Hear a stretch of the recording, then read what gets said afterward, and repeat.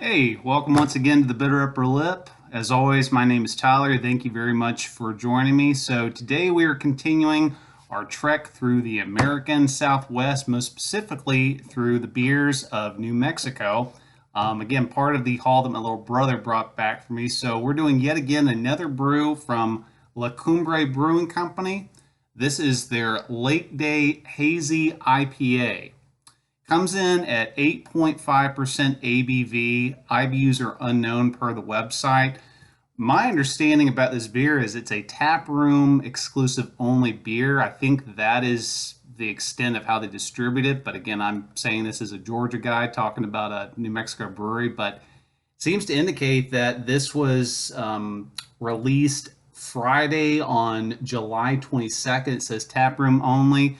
The bottom of the can indicates this baby was pretty much canned on July 21st at about 3 o'clock in the afternoon. So from can to out the door in less than a day, and poetically enough, that is my birthday, actually, July 21st. So, but as with always, a lot of these beers, I try not to do too much reviewing on reviews, anything like that. I just want the base information on the beer because I want to be objective as possible. I, of course, have never had this beer. It says it's a hazy double IPA, so maybe New England style, but well, let's go. Let's get this in a glass, see what it's about. Yeah, it's already pretty murky. Give it a swirl here.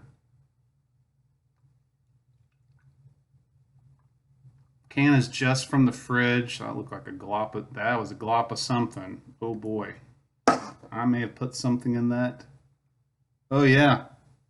So in past there's a bunch of you can't see it. I don't know if I maybe there's some yeast at the bottom of this. That's sign of freshness. I mean, it's not been pasteurized. That is confirmed. So, um, very beautiful color. I'm putting up to the light here a little bit. Hazy for sure. It is not like super. It doesn't look like orange juice like a lot like some IPAs I've had. It just looks like it's straight up like lemon oil and nothing else. There is a little bit of translucence at the bottom. Beautiful orange color though. Leaning more toward like the yellow side. It looks like pretty much like a lemon. Head is very tight white bubbles. Few bigger bubbles staying in there pretty big. Looks great. Let's go ahead and get a whiff on it. Oh yeah, big juicy notes right off the bat. Smells like tangerines, pineapples, a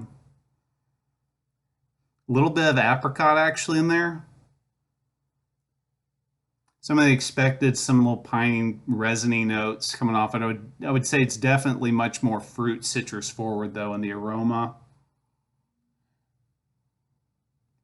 Yeah, I mean there is a little of that proverbial dankness to it, but a bit more on the again sweeter, juicier aroma. So, all right, let's go ahead and get this and wet our lip. Cheers.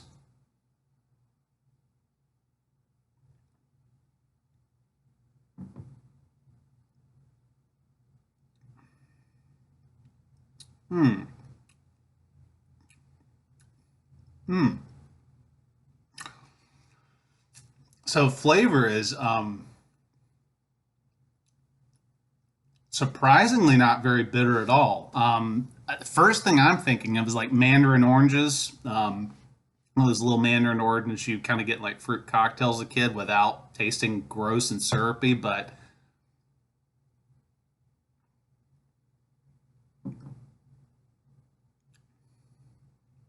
yeah, it's a whole lot of that, like tangerine, mandarin oranges, a good bit of kind of lemon too, middle of the tongue. Back of the tongue, you're starting to get a bit of that kind of hoppy bitterness. Yeah, it smells much more resiny and kind of danky than it does on the tongue. Very juicy. A lot of those juicy notes that you got on the aroma are like tenfold on the palate.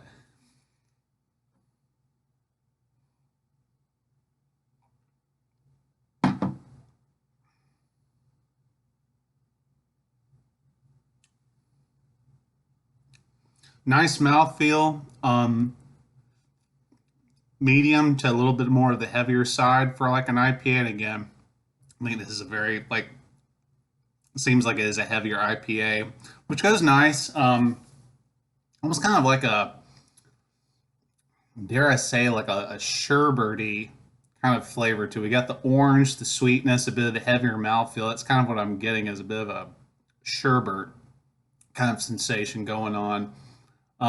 Carbonation is good. I'd say the carbonation that is a bit on the lighter side. The head is, of course, all but dissipated,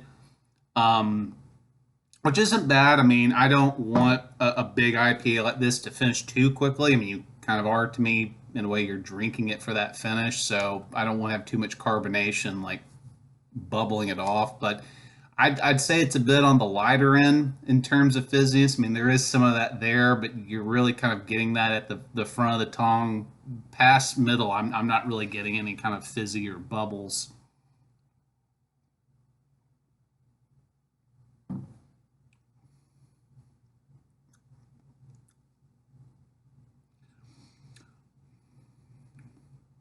'Interesting too. Back of the tongue now, it's warmed up a little bit more, or it could just it's just aired out some.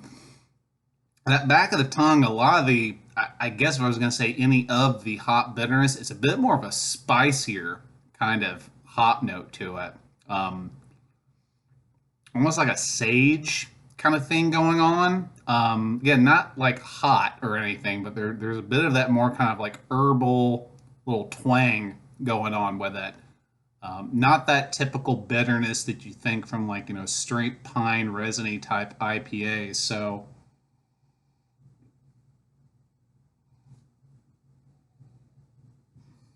nose is pretty similar. It has, of course, opened up a little bit.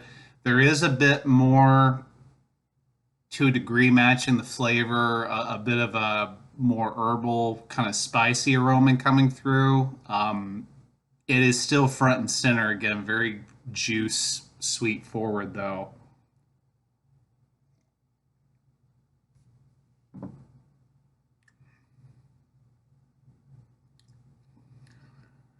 8.5. I mean, I'm not getting really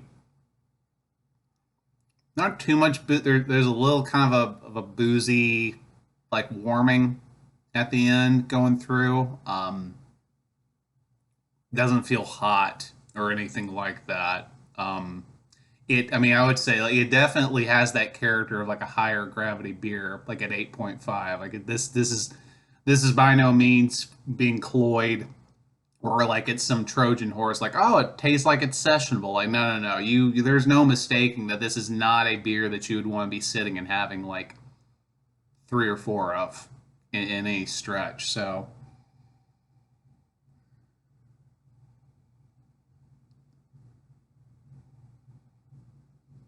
what's funny too, I mean, even on the bottom here, I mean, gosh, it's like it's that yeast has capped itself. There is a good malt kind of character to it. Again, with these big IPAs, as I said in the last review, you want to have a bit of that malt backbone to kind of carry that hop presence and balance it.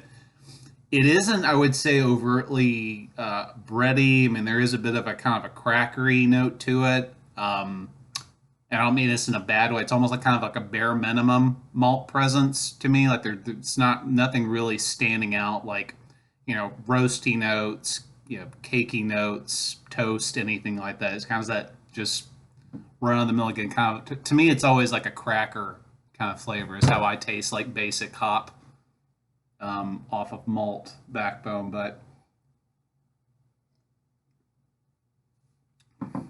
yeah, delicious beer. It's good. It's not the best hazy IPA I've had. I mean, credit where it's due. I mean, it has an interesting profile. Again, it's got a very mandarin orange flavor kind of off the bat. Not really, again, much of it all. It definitely doesn't have like a bitterness that I think a lot of people would think that they're going to have with a double IPA, which, if that's for you for better or for worse, take that as you will. Cool beer. I could definitely see why something like this would be like a tap room exclusive. Credit where credit's due to the artist too. The can art is fantastic. It looks like I don't know, like this yellow submarine meets Rick and Morty kind of thing going on. So let's see if there's name of the artist on the can here, just to see. Now I don't see any artist credit. I'm sure we could find it. So if you're out there, whoever the artist designed this, cool can design. I mean, this would be something I would definitely want to grab, at least pick up and figure out what the hell it is if I saw it. So yeah, very cool IPA. Not something I would necessarily like seek out. Like, I mean, it's one of those like it probably is going to taste very different the day of they're tapping the keg. This is being recorded now on September 5th, so it could be one of those IPAs too that if you don't drink it within that first 2 weeks, it almost turns into an incredibly different beer. But here we are now, it being canned on the 21st of September 5th. It's great. It tastes fresh. I don't feel like it's stale. It's not blowing my socks off. I'm happy I drank it. Definitely, it was at Le Cumbre. Per what I described, I would want to try it again on tap. Yeah, I could see myself drinking that with maybe something like some tacos, like some carnitas tacos. I could see that. Maybe some Asian food too. Like I could see like an Asian chicken salad. I think might go well with that, depending on your dressing. Because again, it's got a very juicy citrus forward flavor to it, and more in the tangerine, mandarin, orange kind, not like a grapefruit, pineapple kind of flavor.